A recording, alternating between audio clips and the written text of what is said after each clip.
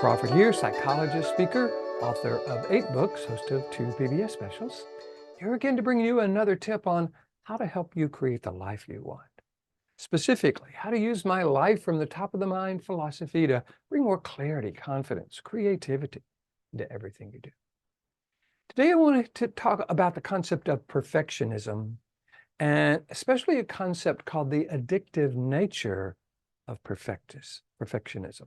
This comes from a book by Brené Brown. I'm a big Brené Brown fan. I think the book's called Dare to Lead, but I bet she talks about it in a lot of her books.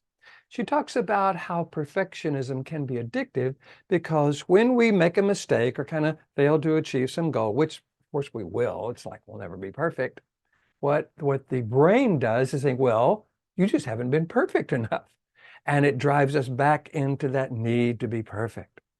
And that then, of course, sets us up for failure again because we're not going to be perfect.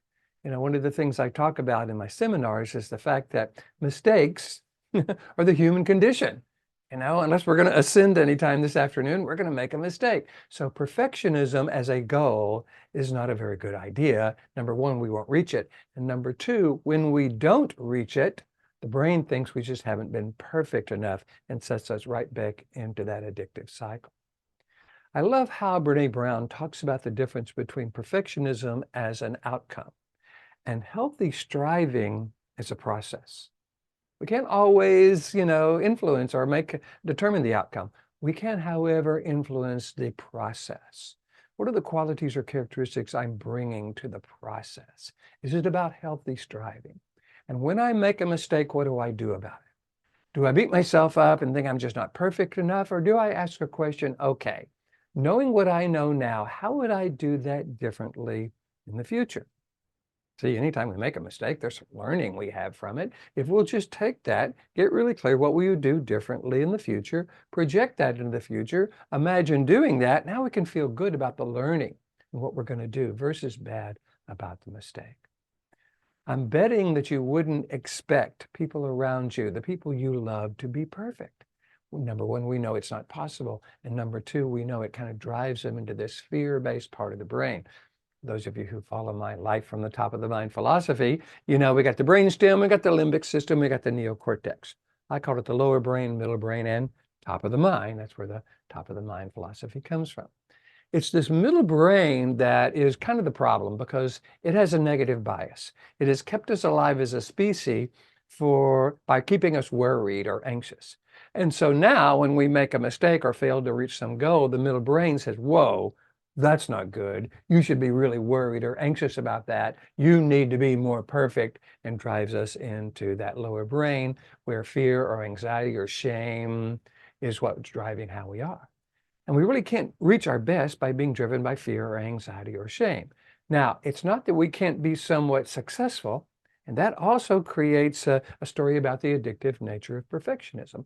If we're striving to be perfect, well, we study for that test or we do whatever we do, and we probably do maybe pretty good, and that just reinforces this whole idea of needing to be perfect.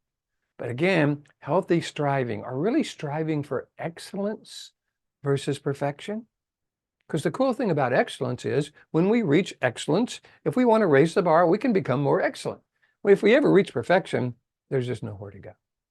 So if you or someone you love is kind of finding themselves kind of in the middle of this cycle of perfectionism and how addictive it can be, I would encourage you to think about it differently, to recognize that what we're going for is bringing our best to the situation, doing our best, achieving what we can achieve, being proud of that, noticing when that falls short and asking that question, okay, knowing what I know now, how would I do that differently in the future? And really begin to look at the difference between healthy striving for excellence and that need to be perfect. Hope you're finding these videos valuable. If you do, please hit the like button. You know how everybody loves it when you like it. Share it with your friends if you feel this would be valuable. And if you would like me to come to your organization, your school, your church, talk about the ability to live in this upper 80% of the brain, kind of the life from the top of the mind philosophy, I would be happy to do that. It's what I love to do. Feel free to go to my website, billcrawfordphd.com, hit the contact button, let me know what you're interested in. Love to talk with you about that. In the meantime, here's to you bringing more clarity, confidence, creativity into everything you do. And I look forward to seeing you in the next video.